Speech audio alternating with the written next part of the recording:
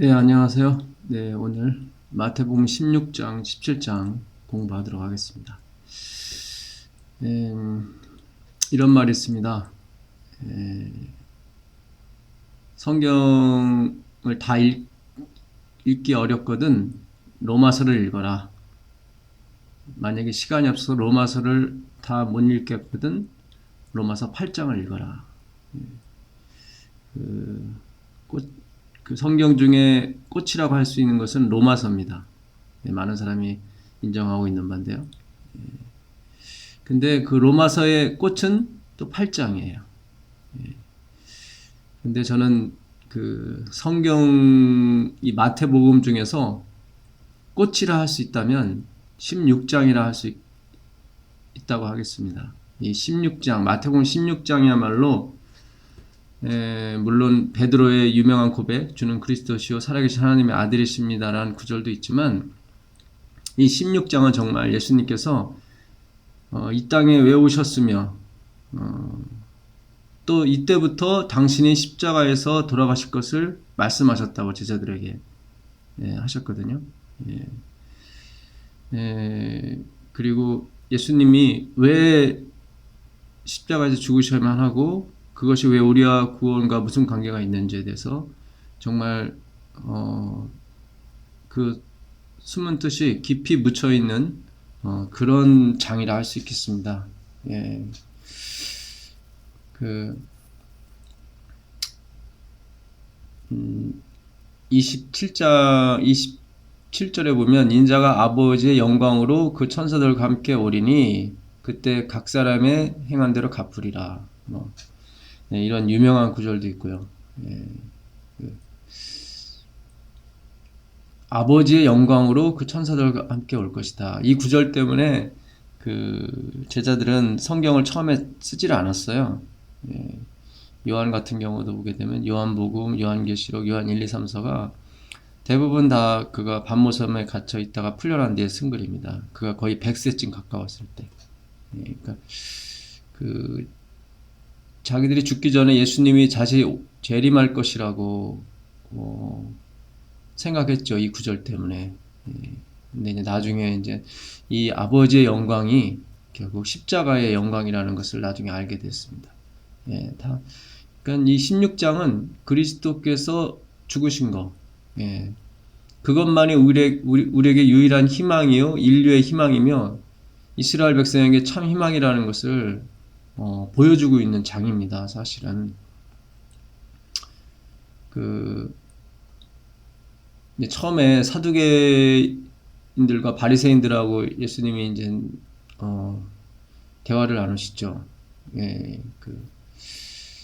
사두개인은 그 솔로몬 왕 때 솔로몬을 지지했던 그 제사장 사독의 그 후예들입니다. 그래서 사두개인 하면 이 당시 거의 집권층이라고 볼 수 있겠죠. 제사 업무를 다 총괄했던 그런 집권층이었고, 바리새인들은 그 이스라엘 민족의 독립, 로마로부터의 독립을 위해 애쓰던 그런 투사들이었습니다. 그 사람들이 와서 그 예수를 시험하여 하늘로서 오는 표적을 보여달라고 말하죠.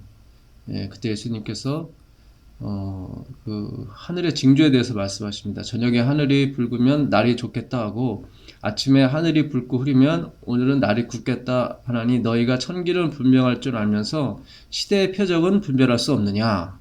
시대의 표적이 나오죠. 악하고 음란한 세대가 표적을 구하나 요나의 표적밖에는 보여줄 표적이 없느니라 하시고 저희를 떠나가시니라. 그러니까 예수님께서 너희가 정말 그러니까 사두개인들과 바리새인들은 어떤 메시아를 기다렸냐면 말 타고 오는 메시아, 그러니까 로마로부터 세상으로부터 자기를 구원해서 독립시키고 자기들에게 영광을 줄 그런 메시아를 원했죠. 근데 예수님께서는 요나의 표적밖에 보여줄 것이 없다고 말씀하셨어요. 진정 너희들이 독립을 원하느냐, 번영을 원한다면 요나의 표적은 무엇입니까? 예수님께서 죽음에서 3일 만에 부활하신 거예요. 그러니까 십자가의 고난 받으시고 죽으시고 부활하신 거. 그게 요나의 표적이에요. 요나가 물고기 뱃속에서 3일 동안 있다가 나온 것처럼. 예. 그러니까 그들이 진정으로 원하는 그 독립, 번영, 정말 원한다면 내가 십자가에서 죽는 길밖에 없다. 예. 그것을 믿는 자만이 그 영광을 볼 것이다. 예. 그런 뜻이죠. 예. 그 21절에도 보게 되면 예수님께서 이제 그 후에 이제 그 제자들에게 이제 바리새인들의 떡을 주의라고 하시면서 그 떡 7개를 가지고 4,000명을 먹이고, 예, 떡 5개로 5,000명을 먹이고 주운 것이 몇 바구니냐, 예, 이것을 기억지 못하느냐 그러시면서 결국 이 두 사건도 결국은 예수님의 죽음으로 비롯된 우리들의 부요하게 됨, 예, 충분히 먹고 배부르다. 그리고 12강줄이 7강줄이 다 하나님의 숫자였죠. 그러니까 충만한 숫자예요. 다 7은 완전 수고.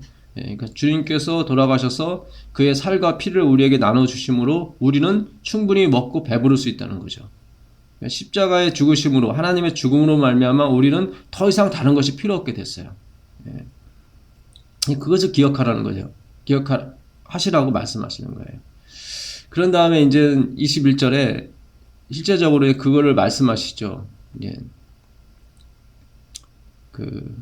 이때로부터 예수 그리스도께서 자기가 예루살렘에 올라가 장로들과 대제사장들과 서기관들에게 많은 고난을 받고 죽임을 당하고 제3일에 살아날 것을 제자들에게 비로소 가르치시니, 이때부터 가르치셨어요. 그러니까 주는 그리스도시요 살아계신 하나님의 아들입니다라고 제자들이 고백했을 때부터 이제는 제자들이 내가 누군지를 알았구나. 그리고 나서 내가 십자가에서 죽어야 된다. 예. 그렇게 말씀하셨죠. 그때 베드로가 결코 그런 일이 주님에게 미치지 아니할 것입니다. 그러니까 베드로도 예수님께서 이스라엘 백성을 독립시키고 로마로부터 해방시킬 것을 알았기 때문에 예수님이 죽으시면 그 일이 이루어지질 않거든요. 그래서 자기들이 결코 예수님을 그렇게 놔두지 않을 것입니다. 라고 충성 맹세를 거죠, 사실은. 예수님께서 이 하나님의 일은 사람이 하나님께 충성한다고 해서 될 일이 아니다. 마귀로부터의 속박으로부터 벗어나는 것은 사람의 충성, 사람의 노력과 사람의 인내와 의지로서 되는 일이 아니다. 그것은 내가 죽어야만 되는 일이다. 이렇게 말씀하시는 거예요. 사탄아, 내 뒤로 물러가라. 너는 나를 걸려 넘어지게 하는 자로다. 너가 하나님의 일은 생각지 않고 사람의 일만 생각한다. 그러니까 이 구원이라고 하는 것은 우리의 노력과 우리의 충성으로, 우리의 열심으로 이루어지는 것이 아닙니다. 전도사가 말한 것처럼 우리 인간이 하는 일은 다 헛되고 헛되죠. 왜냐하면 죄인으로 태어나기 때문에 그렇습니다. 그래서 예수님께서 그런 충성과 열심, 바리새인과 사두개인들도 마찬가지죠. 바리새인들은 특별히 백성들의 지지를 많이 받았어요. 사실은 그들은 정말 이스라엘 독립을 위해서 애썼던 사람들이었거든요. 이스라엘 영성을 위해서 애썼던 사람들이고. 그렇지만 그런 애씀과 그런 열정이 너희를 구원하는 것이 아니다. 요나의 표적밖에는 보여줄 표적이 없다. 내가 십자가에서 죽어야 된다. 그 죽음으로 말미암아 너희가 배부를 수 있다. 베드로에게도 내가 십자가에서 죽어야만 그 위에 내 교회를 세울 것인데 그 교회는 음부의 권세가 흔들지 못할 그럴 것이다. 하나님이 죽으심에 기초한 교회는 결코 흔들리지 않습니다. 너희가 땅에서 매면 하늘에서 매일 것이고 땅에서 풀면 하늘에서도 풀 것이다. 바로 하나님의 죽음의 기초가 됐기 때문에 무엇이든지 우리가 풀고 맺을 수가 있는 것입니다. 그거 외에는 방법이 없는 거예요. 그거 외에는. 그것이 바로 그리스도인들의 삶이에요. 이 예수님이 지신 십자가를 높이고 그 십자가로 승리하는 것이, 승리를 이미 거두셨죠. 그것이 그리스도의 생애예요. 그래서 이 16장은 정말 우리들에게 시사하는 바가 너무나도 크고 강합니다. 그래서 구원은 예수님이 죽으셔야만 오는 것입니다. 제자들이 충성해야만 제자들이 예수님을 보호하고 예수님을 지키고 하는 것으로 해서 오는 것이 아니라 예, 주님께서 죽으셔야만 되는 거예요. 그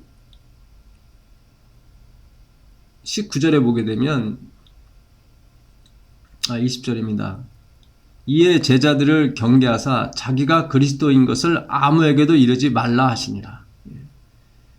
그 17장 9절에 보면 17장은 예수님께서 그 변화산에서 변화 받으시는 모습을 베드로하고 요한 그리고 야고보가 봅니다. 예. 그러시면서 이제 베드로가 뭐 자기 고백을 거기서 또 하죠. 하는데 예수님께서 이렇게 말씀하셔요. 저희가 산에서 내려올 때 예수께서 명하여 가라사대 인자가 죽은 자 가운데서 살아나기 전에는 본 것을 아무에게도 이르지 말라. 그러니까 예수님께서 변화산에서 변화 받으셨어요. 네, 해와 같이 빛나셨어요. 정말 아버지의 영광으로 임하셨어요. 많은 천사가 수종들었죠. 그러니까 마태복음 16장 27절에 나오는 인자가 아버지의 영광으로 오는 것을 볼 것이다. 이렇게 말씀하셨어요. 그것이 바로 일어난 거예요. 17장에 너희가 죽기 전에 그것을 볼 것이다. 정말로 그들은 죽기 전에 그 하나님께서 모세와 엘리야와 함께 있는 것을 보았습니다. 그리고 해와 같이 빛나는 정말 그 아버지께서 이는 내 사랑하는 아들이요 내 기뻐하는 자라 하는 그 영광의 목소리도 들었죠. 가깝게는 그 요한복음 16장 27절이 이 변화사의 안에서의 변화를 또 상징하지만 또 장차 예수님께서 십자가에서 죽으심으로 말미암아 우리를 위한 속죄로 말미암아 영광 받으실 것을 또한 예표하는 것입니다. 그러니까 두 가지 측면이 있죠. 그러니까 모세가 결국 지적한 게 뭐였냐면 모세가 이스라엘 백성을 애굽에서 구원했거든요. 마찬가지로 예수님이 그 이스라엘 백성을 영적 이스라엘 백성을 구원하시는 그런 대표자로 오시는 거거든요. 엘리야도 마찬가지입니다. 엘리야는 엘리야가 대표되는 게 뭐냐면 그 갈멜산에서 하늘에서 불이 내려오게 했거든요. 엘리야는 성령을 상징합니다. 그가 3년 반 동안 그가 기도한 지 3년 반 동안 비가 안 왔어요. 그러니까 성령이 3년 반은 예수님의 공생애를 말하죠. 예수님께서 요한복음 7장 37절 이하에 그 목마른 자들아 다 내게로 오라. 내 배에서 생수의 강이 흘러넘치자 이렇게 말씀하셨는데 그 생수는 성령을 가리킨다고 말씀하셨거든요. 그래서 아직 예수님께서 영광을 받으시지 않으셨기 때문에 그 성령이 그들에게 임하지 않았다고 얘기합니다. 그러니까 엘리야는 그 기도한 즉 3년 반 동안 비가 안 왔다가 기도한 즉 비가 왔어요.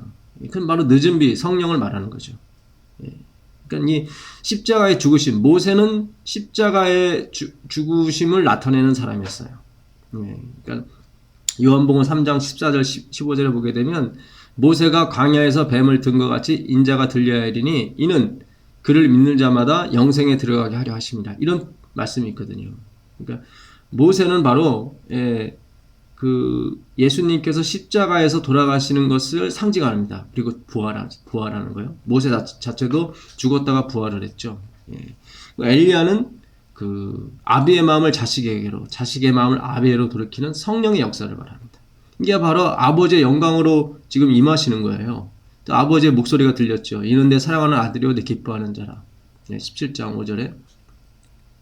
그러니까 이 엘리야와 모세가 예수님과 같이 났다는 것은 바로 예수님의 사역을 다시 암시하고 있는 것입니다. 이 모든 기초가 예수님께서 십자가에서 돌아가신 것, 그것이 기초가 된 거예요. 성령도 마찬가지고, 성령께서도 사도행전 2장 33절에 보게 되면 예수님께서 십자가를 지심으로 말미암아 아버지께서 성령을 예수님한테 주셨어요. 그래서 예수님이 그 아버지께 받은 성령을 우리에게 부어주셨다고 말씀하셔요. 게다가 십자가로 인해서 이루어진 결과입니다. 십자가가 하나님의 영광이에요. 영광이에요. 그러니까 여기서도 보게 되면 17장 9절이요. 저희가 산에서 내려올 때 예수께서 명하여 가라사대 인자가 죽은 자 가운데서 살아나기 전에는 본 것을 아무에게도 이르지 말라. 그러니까 이 하나님의 영광을 봤어요, 그들이. 근데 이 영광을 지금 얘기하면 안 되고 내가 죽은 다음에 얘기하라는 거예요. 왜 16장에서도 예수님께서 내가 그리스도인 것을 말하지 말라. 죽은 다음에 말하라. 그렇게 말씀하셨고 16장 19절에요. 17장 9절에도 너희가 이 아버지의 영광을 보았는데 내가 죽은 다음에 인자가 죽은 자 가운데 살아난 다음에 그때 얘기해라.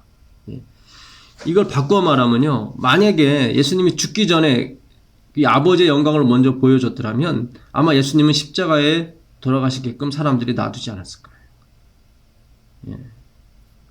그러니까 모든 초점이 하나님이 죽으시는 것에 지금 다 초점이 맞춰져 있는 거예요. 그것이 우리의 모든 문제의 해결의 열쇠가 되는 거예요. 정말 정말 우리에게 너무 중요한 거예요. 하나님이 죽으신 거. 그것이 하나님의 영광이에요. 또. 그래서 예수님께서 내가 죽은 다음에 이 사실을 알려라. 그래서 하나님이 죽으셨다는 것에 모든 사람의 초점을 맞추고 계세요. 만약에 예수님이 먼저 영광을 받으시고 나중에 죽었다면 그 죽음 자체는 그들에게 있어서 그냥 소망 없이 끝나는 거죠. 그러나 죽음이 일어나고 나중에 그분이 하나님이었다는 사실은 그들에게 새로운 희망을 줄 수 있는 것입니다. 그리고 그들이 지금까지 4,000년 동안 지켰던 그 제사제도의 의미를 깨달을 수 있는 거죠. 만약에 영광이 먼저 나타났다면 사람들이 예수님을 죽음에 넘기지는 않았을 거예요. 그러면 하나님의 영광을 이룰 수가 없는 거죠. 의가 이룰 수가 없는 거예요. 누가복음 24장 25절에 보게 되면 예수님께서 더 이렇게 자세히 말씀하세요. 누가복음 24장 25절을 보겠습니다. 24장 25절을 보시면 그 엠마오로 가는 두 제자들에게 예수님께서 다가가시면서 실망한 그들에게 성경을 풀어주시죠. 14장 25절 가라사대 미련하고 선지자들의 말한 모든 것을 마음에 더디 믿는 자들아. 이게 엠마오로 가는 두 제자한테 말씀하시는 거예요. 그리스도가 이런 고난을 받고 자기의 영광에 들어가야 할 것이 아니냐 하시고. 맞죠? 그리스도가 고난을 받고 자기의 영광에 들어가는 거예요. 하나님의 죽음을 말해요. 그리스도의 죽음을. 44절에도 이런 말씀이 있습니다. 44절. 그러니까 예수님은 돌아가시고 3일 만에 살아나셔서 하신 일이 뭐냐면 당신 자신이 하나님이시라는 사실을 계속 말씀하셔요. 그게 성경에 이루신 역사다. 44절 또 이르시되 내가 너희와 함께 있을 때 너희에게 말한 바 곧 모세의 율법과 선지자의 글과 시편의 나를 가리켜 기록된 모든 것이 이루어져야 하리라 한 말이 이것이라 하시고 이에 저희 마음을 읽어 성경을 깨닫게 하시고 또 이르시되 이같이 그리스도가 고난을 받고 제3일에 죽은 자 가운데서 살아날 것과 또 그의 이름으로 죄사함을 얻게 하는 회개가 예루살렘으로부터 시작하여 모든 족속에게 전파될 것이 기록되었으니 너희는 이 모든 일의 증인이라. 그러니까 이게요. 다시 깨닫게 해주시는 예수님께서 너희에게 말한 바 모세의 율법과 선지자의 글 시편 이게 다 성경을 말하거든요. 그 당시 이 기록된 모든 것이 이루어져야 하리라 한 말이 이것이라. 그러면서 그리스도가 고난을 받고 제3일에 죽은 자 가운데서 살아날 것과 그의 이름으로 죄사함을 얻는 것.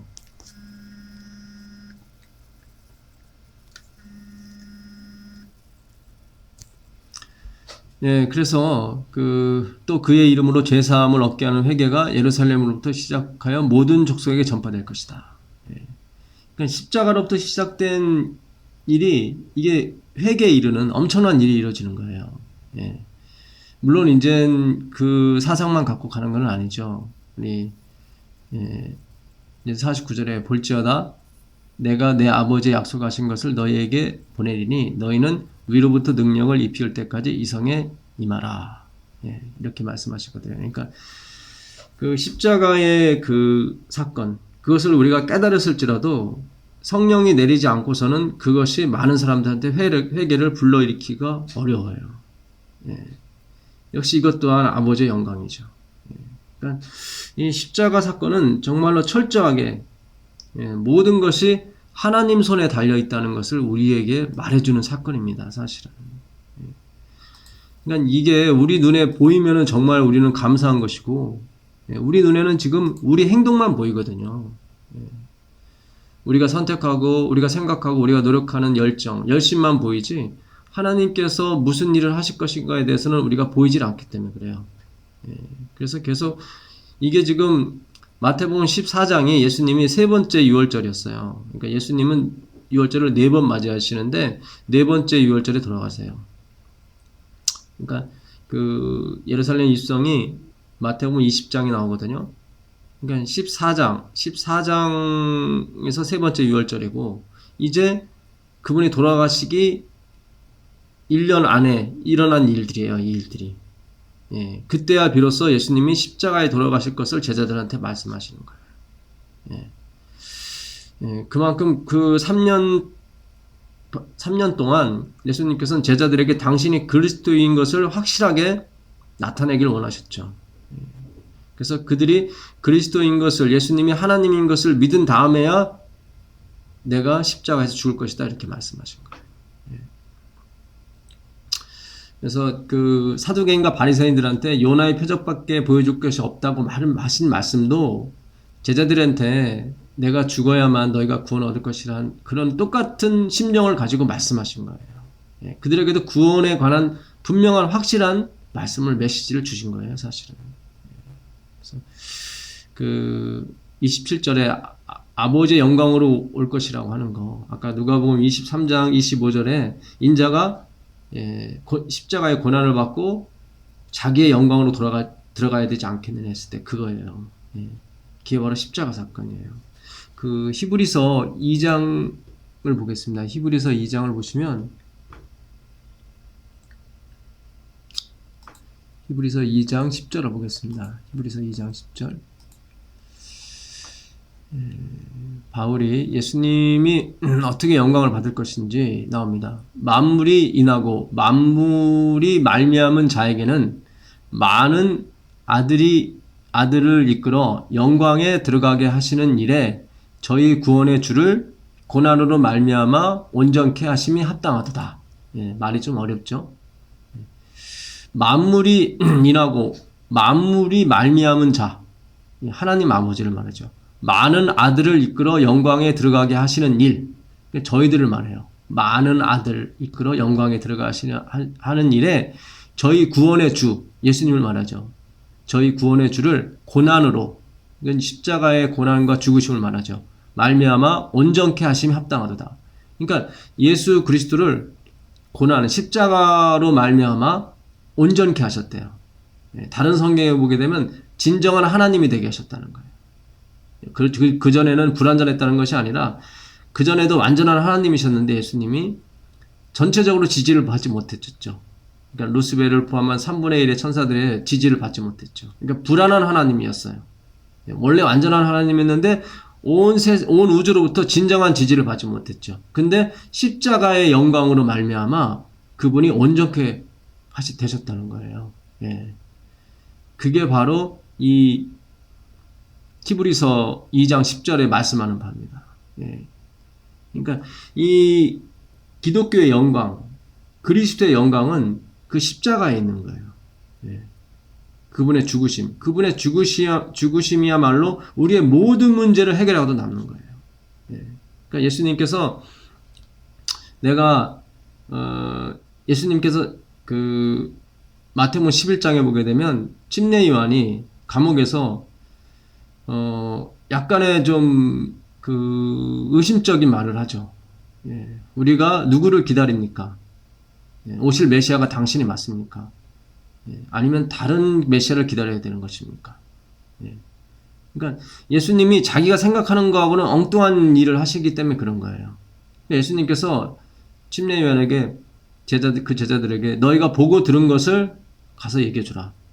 예. 소경이 보고 안진뱅이가 거르고 문둥이가 깨끗함을 받고 죽은 자가 살아나는 것을 예, 얘기하라. 그러니까 예수님의 제일 큰 업적은 십자가의 죽으심이에요. 예수님의 가장 큰 영광은 십자가의 영광이에요. 그것으로 말미암아 그가 온전케 되셨으니까. 근데 예수님이 그 죽기 직전에 살아있을 때 한 일은 뭐냐면 문둥이를 깨끗이 하고 소경을 고치고 절룩바리를 온전케 했단 말이에요. 심지어 죽은 자도 살아나게 하셨단 말이죠. 근데 그 살아있을 때의 영광은 사실 죽었을 때의 영광만 못해요. 예. 그러니까 가장 큰 영광이 죽었을 때 십자가 영광이거든요. 근데 그거보다 못한 살아있을 때의 한 일, 예. 그 정말로 기적과 같은 일들이죠. 예. 이제 살아있을 때 그 일을 했다면 죽었을 때는 진짜 예, 엄청난 일을 하시는 거죠. 그러니까 그 절룩바리와 소경과 그 문둥병의 사망의 원인이 되는 그 죄까지도 면할 수 있다는 거죠. 그래서 십자가는 영광스러운 것이고 십자가야말로 예수님께서 반드시 이루어야 될 목표 중에 하나였던 것입니다. 다시 한번 잘 이해하셔야 돼요. 다시 한번 말씀드리면 주님께서 살아계실 때 했던 그런 것들은 죄는 없이 하지 못했어요. 그러니까 그 나사로를 살렸지만 결국 죽었잖아요. 뭐 야이르의 딸 그도 살렸지만 결국 나중에 죽었단 말이죠. 결국 그 죽음이 원인이 됐던 죄는 죽음으로밖에는 없이 하지 못하거든요.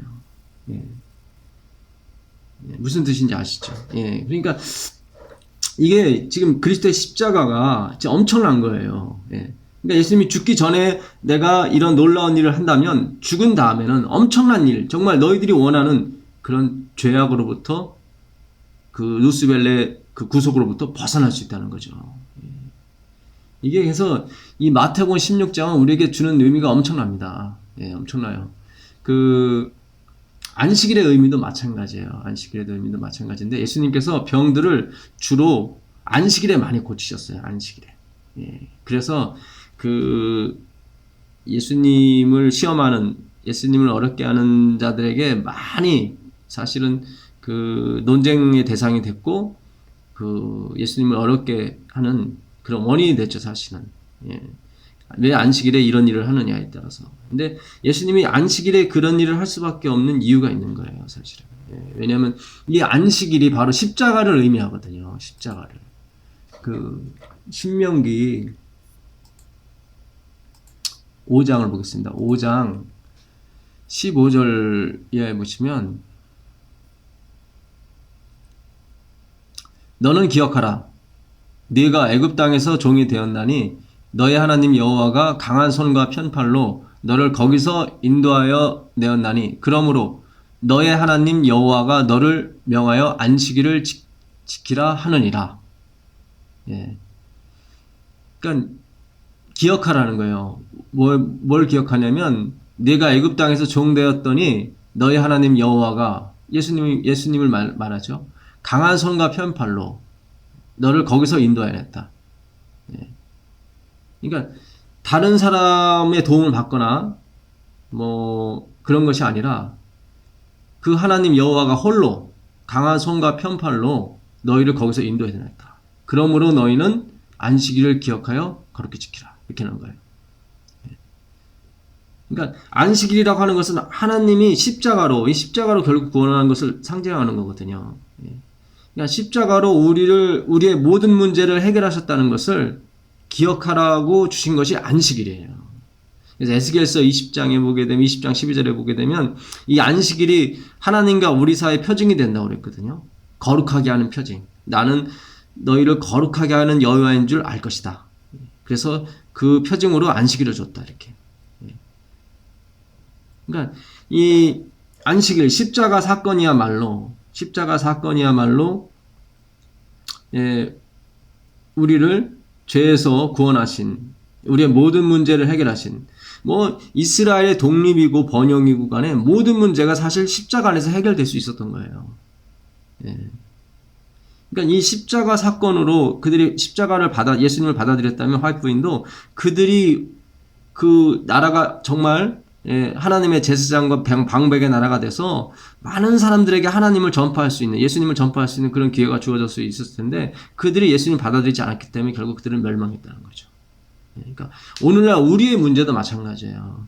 우리 질병이 됐건, 우리의 가난이 됐건, 우리의 뭐 무식함이 됐건, 우리의 뭐 약함이 됐건, 이 십자가 사건으로 인해서, 그러니까 하나님이 죽으심으로 인해서 이 문제가 다 해결될 수 있는 거예요.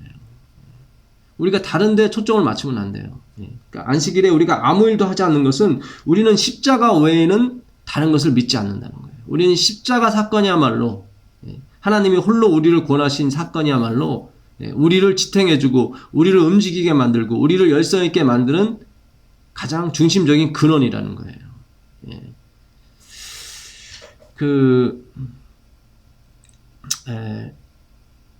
고린도전서, 고린도후서 4장을 가보시면, 고린도후서 4장 5절 보겠습니다. 우리가 우리를 전파하는 것이 아니라 오직 그리스도 예수의 주 되신 것과 또 예수를 위하여 우리가 너희 종된 것을 전파함이라. 어두운 데서 빛이 비치라 하시던 그 하나님께서 예수 그리스도의 얼굴에 있는 하나님의 영광을 아는 빛을 우리 마음에 비추셨느니라. 그러니까 아무것도 없는 데서 빛이 있으라 하시던 그 하나님, 그래서 빛이 있었단 말이죠. 그것처럼 정말로 대책이 없고 죽음밖에는 맞닥뜨릴 것이 없는 그런 절망적인 인간에게 과연 무슨 희망이 있겠느냐 했을 때 하나님께서 십자가를 지시고 돌아가심으로 인해서 우리에게 그 영광, 하나님의 영광이 왔다는 거죠.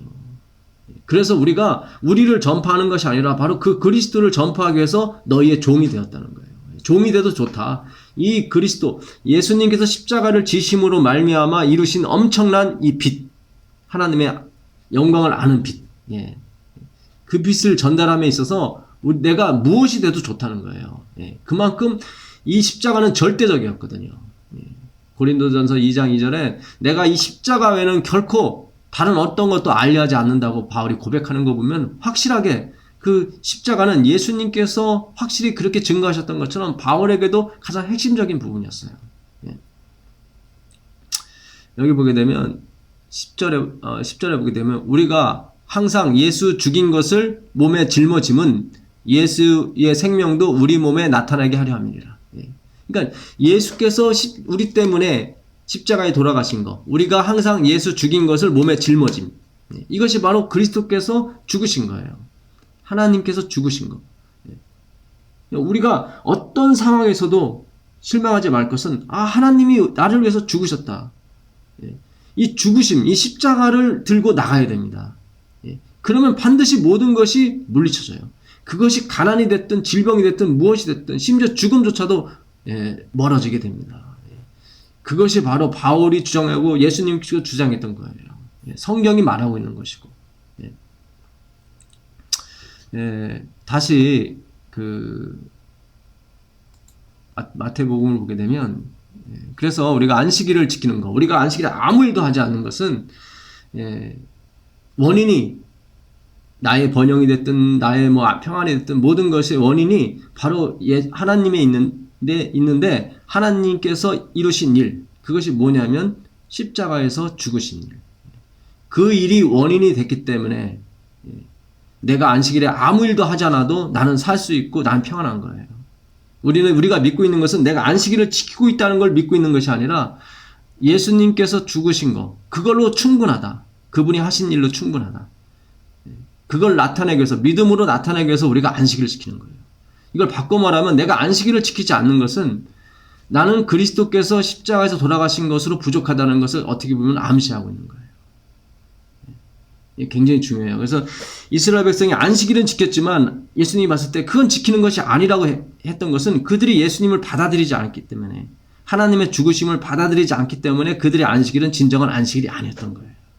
그래서 예수님께서 인자는 안식일에도 주인이라고 말씀하신 게 바로 그 의미예요. 인자는 안식일의 주인이다.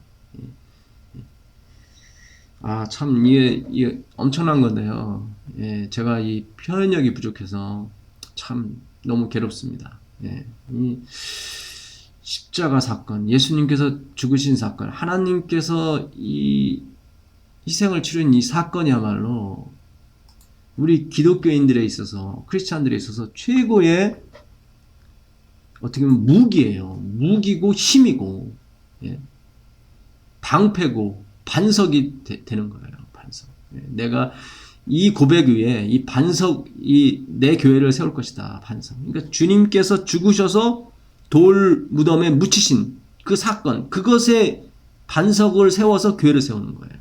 돌.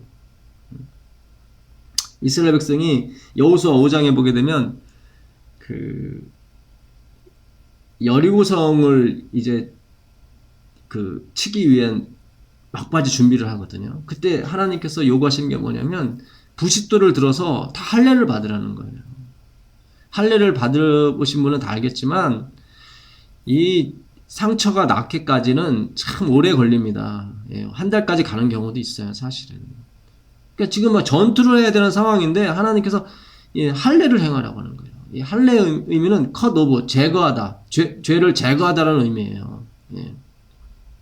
그러니까 이 우리의 악과 우리의 모든 죄를 제거한 것은 십자가 사건이거든요. 십자가 사건. 그러니까 그들이 여리고성을 물리칠 수 있었던 것은 십자가를 앞세웠기 때문에 그래요. 하나님이 죽으셔야만 악이 제거가 되고, 예. 악이 제거됨으로 인해서 예, 우리가 거듭나게 되고 우리가 힘과 용기를 얻어서 싸울 수 있는 겁니다. 하나님이 이 일을 행하시는 거예요. 그거를 기억하라는 거예요. 그러니까 참 이 성경은 역설적인 표현들이 많습니다. 역설적인 표현들이. 예. 나를 위해서 목숨을 잃으면 얻을 것이다. 어떻게 잃는데 얻느냐. 그렇잖아요. 역설적인 표현이에요. 역설법이라고 하는 것은 그 어떤 사건이나 어떤 말을 아주 강조하기 위해서 극과 극의 표현을 하는 것입니다. 그 16장 24절이 사실 어떤 면에서 우리에게 큰 의미로 다가오는 말씀이에요. 24절을 보시면 이에 예수께서 제자들에게 이르시되 아무든지 나를 따라오려거든 자기를 부인하고 자기 십자가를 지고 나를 쫓으리니라. 이게 참 우리 기독교인들에 있어서 참 어떻게 보면은 큰 평화와 같은 거예요. 사실은. 예. 누구든지 나를 따라오려거든 자기를 부인하고 자기를 부인해. 이 자기를 부인하다는 헬라어 단어가 이게 복합어입니다. 복합어인데 아팔네오마이라는 단어예요. 아팔네오마이 단어인데 아포라는 단어와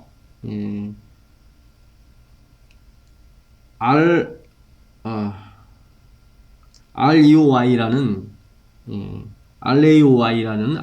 알레오와이라는 단어가 복합된 것입니다.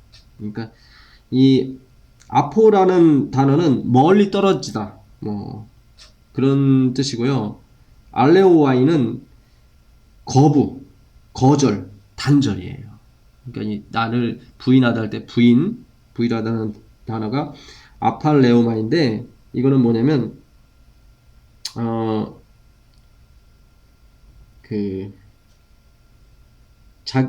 부인하다는 뜻도 있고요. 그 다음에 아주 거절하다, 단절하다. 예. 그리고 금하다, 예, 그런 뜻입니다. 그러니까 자기 자신을 어떻게 보냐면 거의 똥처럼 여기는 거예요. 예, 완전히 멀리 떨어져서 아포라는 단어가 멀리 떨어지다. 예, 알레오와이라는 단어는 단절이라는 의미예요. 단절. 완전히 국교를 단절한다. 뭐 그런 거 있지 않습니까? 예.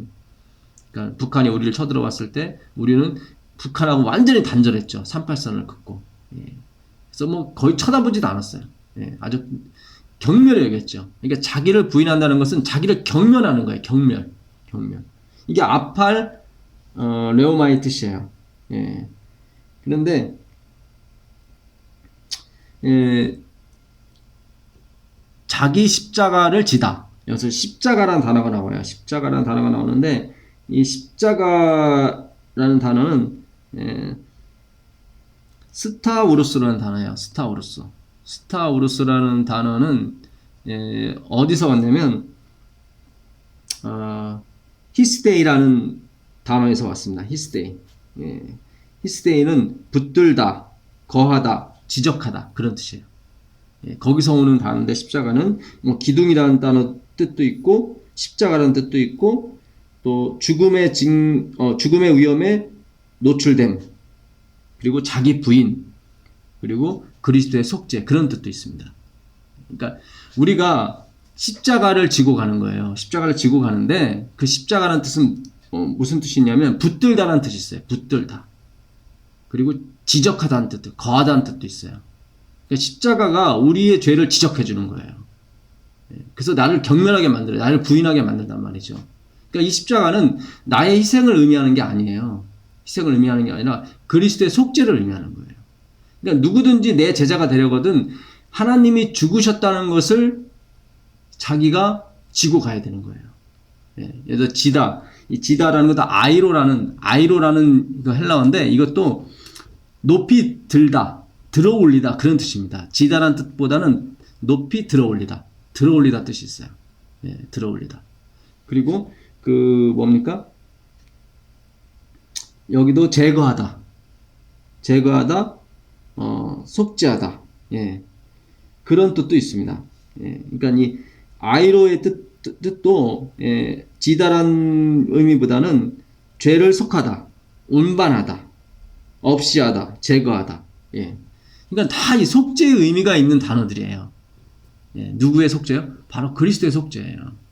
그러니까 이게 자기를 부인하고 자기 십자가를 지고 나를 좇을지라 했을 때 자꾸 자기 십자가라고 하니까 나의 희생을 의미하고 내가 이뤄야 될 어떤 공적을 의미한다고 생각하는데 그런 게 아니에요. 원어의 뜻은 그런 게 아니에요.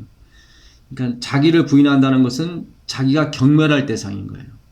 참 내가 내 자신을 경멸할 대상으로 여긴다는 건 쉬운 일은 아니에요. 사실은. 내가 뭐가 그렇게 잘못했길래 나를 뭐 경멸할 정도로 이렇게 봐야 되는 것인가.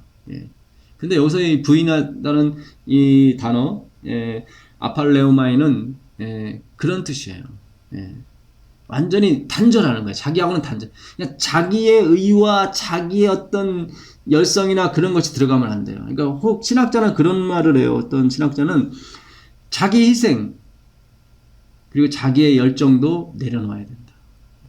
그것이 기독교의 삶입니다. 기독교인의 삶입니다. 왜 그런 말을 했는지 알겠어요. 오늘날 우리 기독교가 자기의 희생과 자기의 열정을 너무 많이 자랑을 합니다. 진정한 크리스찬들은 그게 아니에요. 자기를 부인하는 거예요. 자기 십자가, 그 십자가요. 스타오로스라는 그 단어, 붙잡는 거예요. 붙잡는 거예요. 바로 그리스도의 속죄를 붙잡는 거예요. 이 십자가는 내가 졌던 십자가가 아니에요. 예수님이 지었던 십자가. 그거를 지는 게 아니에요. 높이 들어 올리는 거예요. 높이 들어 올리는 거예요. 그것이 바로 이 마태복음 16장에서 말하는 겁니다. 그래서 그 십자가는 죽음의 위험에 노출된 자기 부인. 그러니까 예수님이 십자가를 지셨다는 것은 자기를 부인했다는 거예요. 자기를 부인. 빌립보서 2장 5절에 자기를 비운 거예요. 자기를 비운 거예요. 그게 바로 그리스도의 정신이에요. 예수님 십자가에 지신 거예요. 그게 하나님의 죽음이에요. 자기를 비워서 죽으신 거예요. 우리에게 최대의 무기는 내 십자가가 아니에요. 그리스도께서 지신 십자가. 그것이 내 십자가가 되어야 된단 말이죠. 우리는 그 십자가, 예수님께서 지신 십자가를 들고 예수님을 쫓아오는 거예요. 하나님의 죽음 외에는 우리에게 답이 없다. 하나님의 죽음만이 우리의 모든 문제를 해결했다. 그거를 들고 가는 거예요. 그것이 바로 자기를 부인하는 것이고, 우선 자기가 부인되는, 자기 자신을 똥같이 여길 수 있는 경멸하는 그런 정신이 있어야 되는 거예요. 그런 다음에 예수님의 십자가를 질 수가 있어요. 이 십자가는 고행을 의미하는 게 아닙니다. 그것이 아니라 그리스도께서 우리의 모든 문제를 죽음으로 해결하셨다. 그걸 들고 나가는 것이 바로 자기 십자가를 들고 나가는 거예요. 이 지다라는 이 아이로라는 뜻에도 속죄라의 의미가 있어요. 속죄, 제거하다, 없이하다. 모든 것이 하나님이 우리를 제거하셨다. 그걸 들고 가는 거예요. 그 마태복음 7장에 보시면 유명한 구절이 있죠. 우리가 전에 배우신 대로 7장 21절에 보게 되면 주여 주여 하는 자마다 천국에 들어가지 않을 것이라고 나오죠. 7장 21절 나더러 주여 주여 하는 자마다 천국에 다 들어갈 것이 아니요 다만 하늘에 계신 내 아버지의 뜻대로 행하는 자라야 들어가리라. 그러니까 여기 보게 되면 예수님 보고 주여 주여 합니다. 누구든지 주 예수를 믿으라 그리하면 너와 내 집이 구원을 얻으리라 그랬는데 여기는 구원 얻지 못해요. 주여 주여 했는데 예수님 보고 주여 주여 하는 자마다 천국에 들어갈 것이 아니요 다만 하늘에 계신 내 아버지의 뜻대로 행하는 자라야 들어가리라. 그러니까 내가 무엇을 행하느냐보다는 먼저 앞서는 것이 뭐냐면 아버지의 뜻이에요. 아버지의 뜻. 아버지의 뜻이 무엇이냐? 아버지 뜻이 뭐예요? 십자가 정신이에요. 십자가. 자기를 부인하는 거예요. 자기를 경멸하는 거예요. 예수님께서 안식일에도 항상 일하셨어요. 그 요한복음 5장 17절에 보게 되면 아버지께서 이제까지 일하시니 나도 일한다. 그게 바로 그 솔로몬 행각에서 그 38년 된 그 중풍병자를 고치는 사건이 나오는데 그게 안식일에 행하신 거예요. 그래서 이스라엘 그 백성들이 바리새인들이 왜 안식일에 이런 일을 행하느냐 그랬을 때 아버지께서 이제까지 일하시니 나도 일한다. 근데 예수님께서 2번 쉬신 적이 있어요. 창조 때 1번 쉬셨어요. 6일 동안 일하시고 그 다음에 안식하셨다고 나와요. 창세기 2장 1절에 보게 되면 또 1번 쉬셨는데 그때는 언제냐면 죽으신 다음에 쉬셨어요. 참 이게 중요해요. 이 죽음을 만약에 예수님께서 안식일날 쉬시지 않고 안식일날 부활하셨다. 그러면 그가 죽은 날이 하루도 없는 거예요. 그렇죠? 왜냐하면 금요일날 돌아가셨긴 했지만 금요일날 또 살아계셨거든요. 토요일날 많이 살아나셨다면 토요일날도 살아계신 것이 되고 그러니까 죽은 날이 없는 거예요. 그러니까 오직 죽은 날은 안식일밖에 없는 거예요. 안식일. 그만큼 이 하나님의 죽음이야말로 우리에게 있어서 모든 것에 묻어있는 그 피와 같습니다. 교훈이에요. 모든 것에 하나님의 죽음이 묻어있는 거예요. 그래서 이스라엘 백성이 애굽에서 탈출할 때도 그 문설주에 그 양의 피를 잡아서 바른 집들은 다 살았단 말이죠. 그게 누가 됐든지 그 안에 애굽이 있든지 뭐 심지어 바로가 있을지라도 다 살 수 있었던 거예요. 그러나 그 문설주에 피를 바르지 않으면 그 안에 아무리 귀한 사람이 있건 아무리 훌륭한 경건한 사람이 있건 다 죽었단 말이죠. 이것은 무엇을 상징하냐면 계속 하나님의 죽음만이 우리의 생명이고 하나님의 죽음만이 우리의 문제의 열쇠라는 거예요. 바로 그리스도의 죽음이죠. 그래서 우리가 하는 모든 설교, 모든 이야기, 모든 강연에는 이 그리스도의 피가 묻어져 있어야 됩니다. 그 죽음이 깔리지 않는 설교, 죽음이 깔리지 않는 교훈, 죽음이 깔리지 않는 그 가르침은 사실상 가르침이 아니에요. 위험한 거예요. 사람의 일이에요. 그걸 하나님을 걸려 넘어지게 하는 거예요. 참, 그게 하나님의 뜻입니다. 그게 하나님의 뜻이에요. 그러니까 하나님이 4,000년 동안 예수님께서 그러셨어요. 아침에 하늘이 붉고 흐리면 그날이 다 굳을 것이라 생각지 않느냐. 너희가 4,000년 동안 제사제도, 이 양을 잡아 죽이는 제사제도를 했지 않느냐. 그러면 그 다음에 무엇이 올 것을 알아야지 왜 모르느냐. 그것이 바로 하나님께서 오셔서 죽으시는 것이다. 왜 천기는 불변할 줄 알면서 시대의 표적은 구분할 줄 못하느냐. 그 얘기예요. 오늘 우리가 이 성경을 얼마나 많은 사람이 연구합니까? 그런데 이 십자가 사건이 모든 것의 핵심이라는 것을 그렇게 많은 사람은 이해하지 못하는 것 같아요. 이해하더라도 그냥 건성이에요. 그리고 마치 다른 것과 견주어서 같이 돈급으로 삼아요. 우리가 이 안식일과 이 십자가를 돈급으로 삼으면 안 됩니다. 이거 아주 위험한 거예요. 정말 위험한 거예요. 어떻게 안식일의 주인이신, 안식일이 주인이라는 것은 안식일은 종이고 예수님은 주인이라는 것이거든요. 그러면 종과 주인을 어떻게 같이 놔요? 절대로 그렇게 놔 수는 없는 거예요. 그건 율법주의예요. 십자가 외에 예수님이 죽으신 것 외에 그 어떤 것도 우리가 알려고 하면 안 됩니다. 적어도. 그래서 여기는 이 마태복음 7장 21절은 우리가 어떤 일을 행하느냐 안 행하느냐가 중요한 게 아니라 아버지의 뜻이 무엇이냐가 중요하다는 거예요. 아버지의 뜻대로 행하는 자라야 들어가리라. 그날에 많은 사람이 나더러 이르되 주여 주여 우리가 주의 이름으로 선지자 노릇하며 주의 이름으로 귀신을 쫓아내며 주의 이름으로 많은 권능을 행치 아니하였나이까. 이게 중요해요. 이게 지금 보게 되면 이들이 지금 뭐라고 주장하냐면 우리가 주의 이름으로 선지자 노릇했어요. 목사 노릇했어요. 주의 이름으로 귀신도 쫓아냈어요. 주의 이름으로 많은 권능, 병자도 고쳤어요. 근데 우리가 여기서 마음에 걸리는 건 주의 이름으로 했다는 거예요. 주의 이름으로. 주님의 이름으로. 근데 왜 이 사람들이 못 들어가냐 이거예요. 이 사람들이 주님의 이름으로 했는데 자기 이름이 아니라 주님의 이름으로 했는데 예수의 이름으로 목사 노릇하고 귀신 쫓아내고 권능도 행했는데 근데 중요한 건 뭐예요? 주어가 중요한 거예요. 주여 주여 우리가가 주어가 된 거예요. 우리가 이게 무슨 얘기냐면 그들이 하나님께 영광을 돌렸단 말이죠. 그러니까 자기가 그 일을 다 해놓고 이것은 주님께서 하신 일이다. 주님의 이름으로 이름만 붙인 거예요. 이름만. 실제적으로 자기가 생각했을 때 이 일은 자기가 한 거예요. 자기가 한 거고 이름만 영광만 하나님께 돌린 거예요. 무슨 뜻인지 아시죠? 이게 OEM 방식이라는 게 있어요. OEM 방식. 제가 이제 인터넷에서 물을 하나 사려고 그랬어요. 그 동아 오츠카에서 동아식품에서 새로 나온 물이 나왔더라고요. 12개에 5,900원인데 되게 싸고 좋은 것 같아서 제가 딱 사려고 딱 들어가 봤더니 제조원이 동아 오츠카가 아니라 천안에 있는 무슨 식품회사였어요. 그러니까 OEM 방식으로 동아 오츠카에서 파는 거예요. 그러니까 실제는 뭐 홍길동이라는 회사가 만든 거예요. 홍길동이라는 회사가 만든 거고 상표만 동아 오츠카 상표를 붙여서 파는 거예요. 저 그런 과자도 먹어봤어요. 오리온 제과에서 나온 과자인데 보니까 제조원은 오리온 제과가 아니에요. 다른 회사였어요. 중소기업.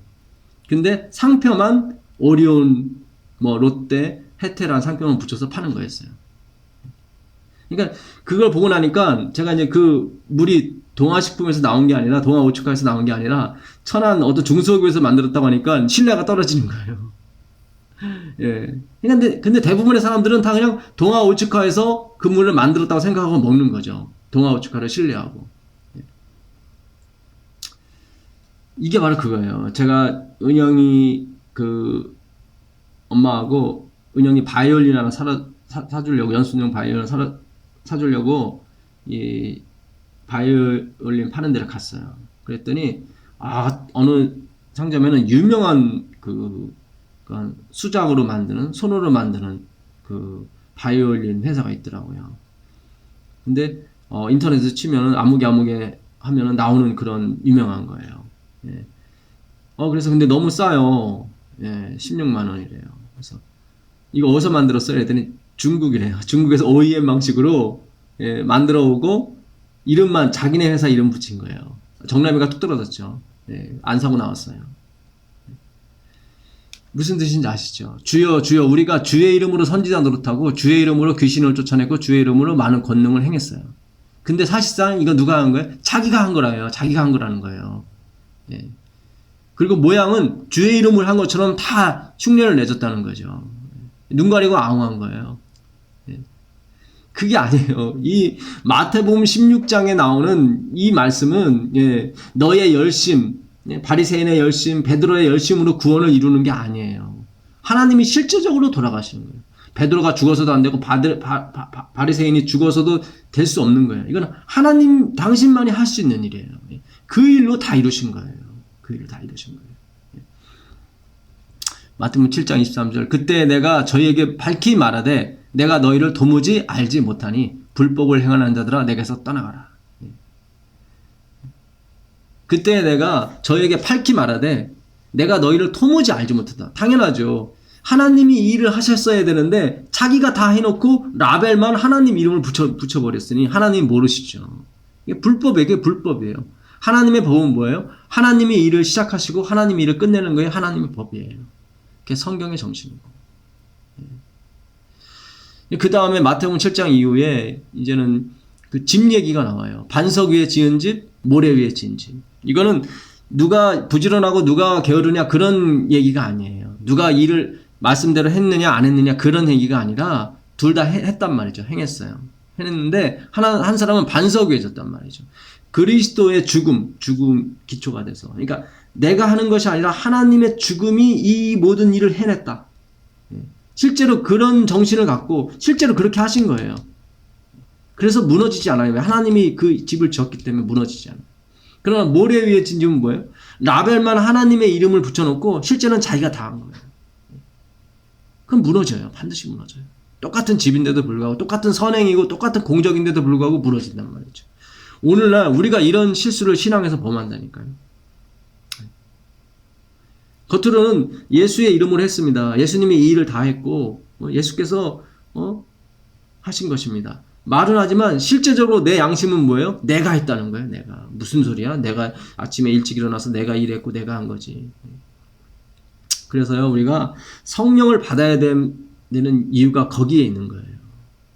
예수님께서 그 십자가 아까 누가복음 24장 44절 이후에 그 예수님의 죽으심에 대해서 다 설명하신 다음에 너가 성령이 오시기까지 이 성에 유하라 했던 거예요.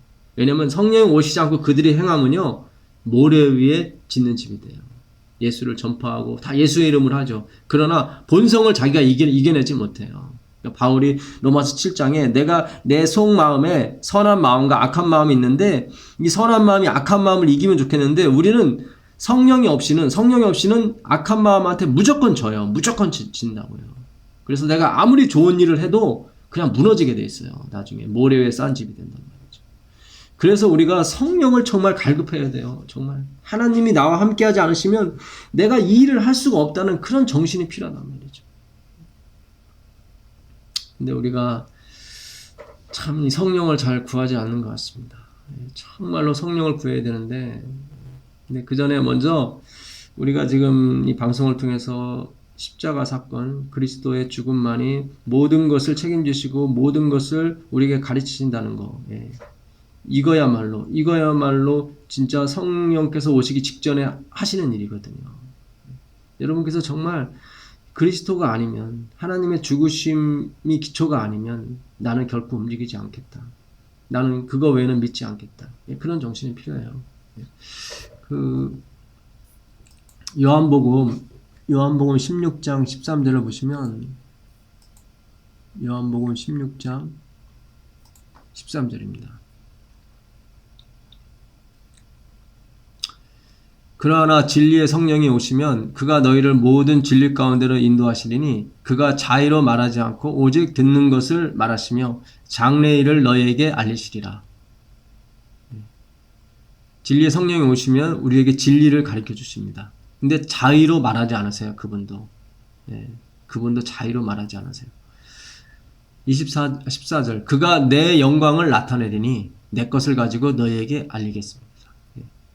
그러니까 성령님께서 오시는 게 뭐예요? 예수님의 영광, 아버지의 영광을 나타내시는 거예요. 십자가의 죽으심, 하나님의 죽으심을 나타내시는 거죠. 이게 바로 마태복음 16장 27절에 인자가 아버지의 영광으로 오는 것을 너희가 볼 것이다 그랬어요. 바로 성령께서 역사하시는 거죠. 그래서 예수님께서 마태복음 17장에 모세와 그 엘리야와 함께 있었던 것입니다. 모세는 십자가를 상징하는 사람이에요. 십자가. 모세가 광야에서 뱀을 든 것 같이 인자도 들려야 한다고 말씀하셨어요. 그리고 엘리야는 자식의 마음을 아비에게로, 아비의 마음을 자식에게로 돌이키게 하는 그 성령의 역사를 말합니다. 너희가 나에게 물로 침례를 받지만 내 뒤에 오시는 분은 성령과 불로써, 성령과 불, 이 동격이에요. 엔드라고 하는 것은. 그러니까 성령을 불에 비유한 거예요. 불은 뭐예요? 엘리야가 하늘에서 내리게 했던 그 불이에요.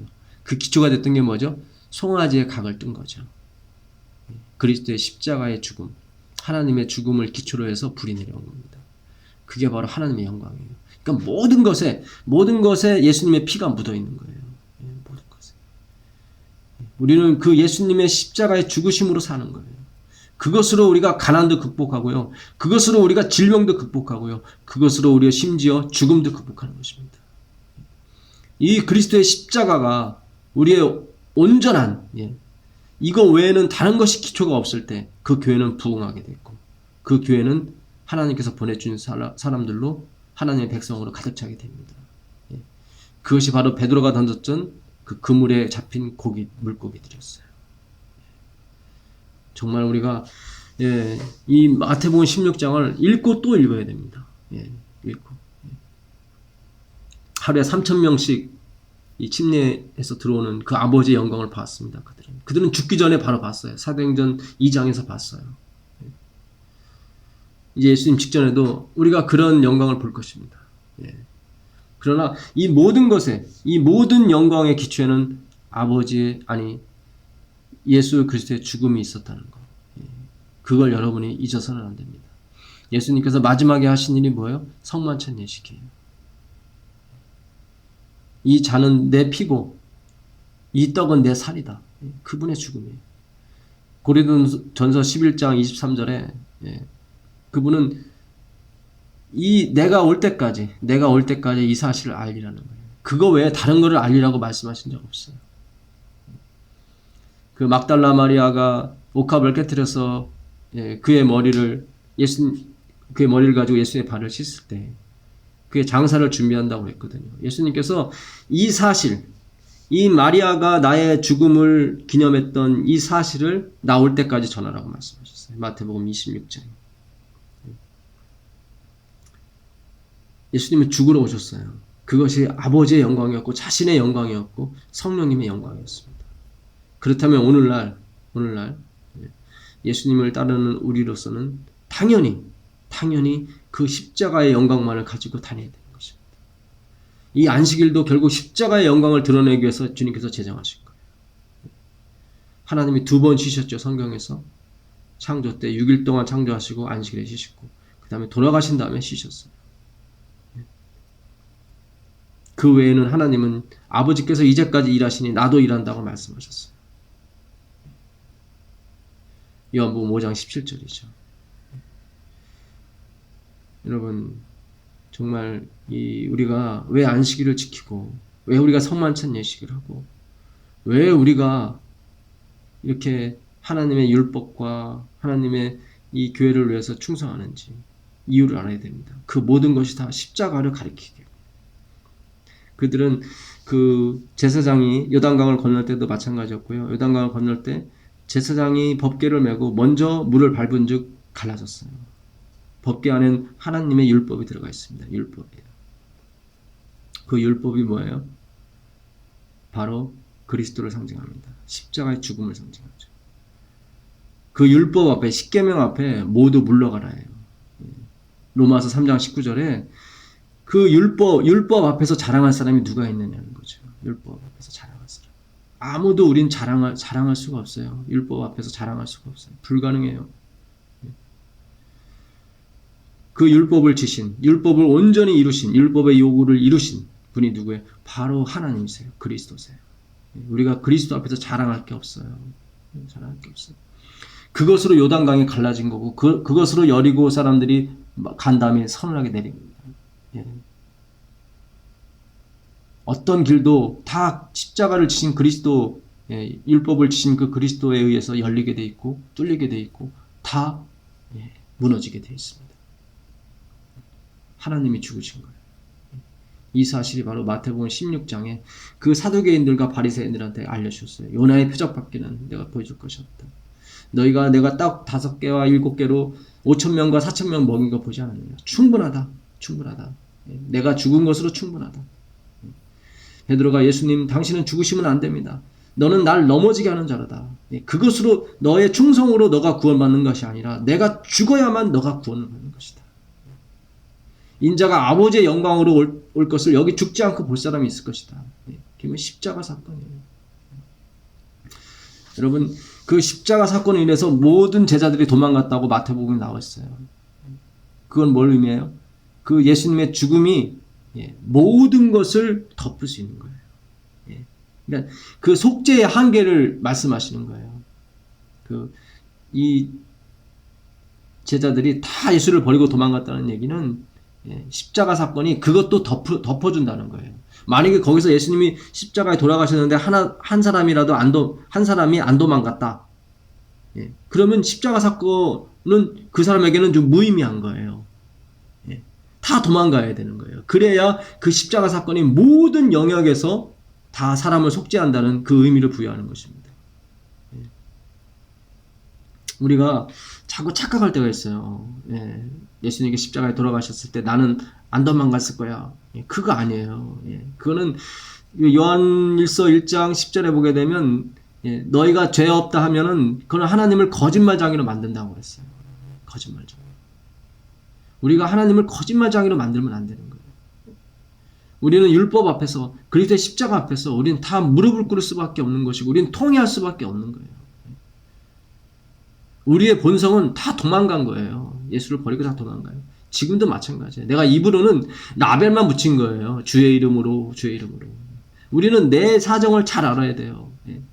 나는 예수님만 믿습니다. 나는 예수님만을 아는 사람입니다. 이거 다 자기 자랑하는 거예요. 이거 자기 자랑하는 거예요. 정말 통회하는 사람은 그런 말 하지 않습니다. 통회하는 사람. 정말 묵묵히 예수님께서 아무 말하지 않고 도살장으로 끌려가는 어린 양처럼 가셨던 것처럼 그 길을 가는 거예요. 그리스도인들은. 오늘 마태복음 16장, 17장 공부했습니다. 정말 위대한 장입니다. 마태복음 16장. 여러분이 16장을 읽고 또 읽고 이 말씀 정말 여러분 마음 가운데 성령께서 새겨주시기를 간절히 기도하면서 오늘 공부 마치겠습니다. 감사합니다.